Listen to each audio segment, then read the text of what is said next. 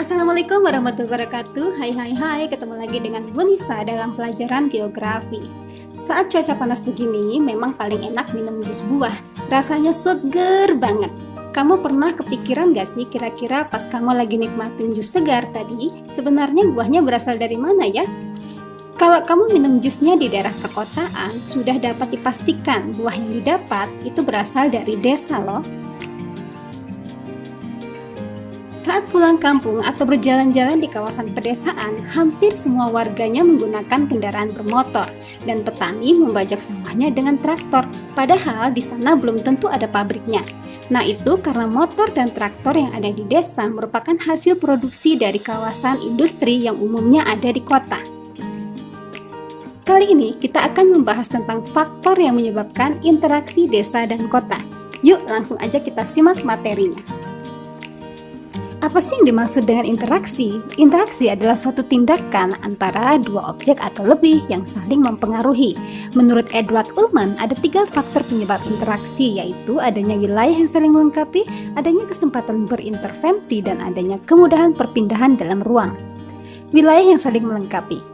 Tiap daerah pasti punya kekurangan maupun kelebihan masing-masing, entah itu di dalam sumber daya ataupun barang dan jasa.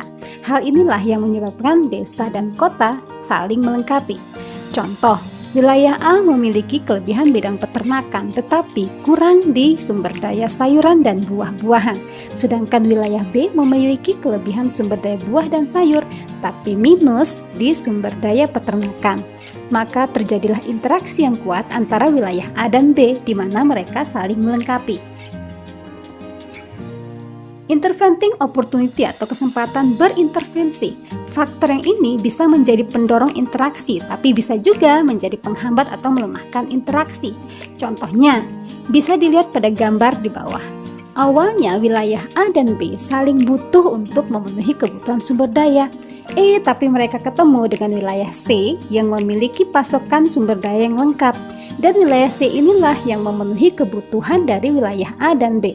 Akhirnya, A dan B nggak kontakan lagi deh, karena sekarang masing-masing kebutuhannya diminta dari wilayah C. Kemudahan perpindahan dalam ruang. Kalau kamu lihat di faktor sebelumnya, kamu penasaran nggak sih kenapa wilayah A dan B nggak saling dukung aja? Kenapa harus ada wilayah ketiga di antara mereka? Nah, jawabannya bisa disebabkan oleh jarak, biaya, transportasi, ataupun aksesibilitas menuju wilayah tersebut.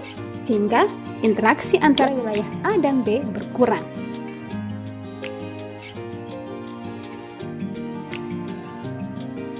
Gejala yang timbul dari interaksi desa dan kota yaitu yang pertama, modernisasi di bidang pertanian, seperti penggunaan traktor untuk membajak sawah.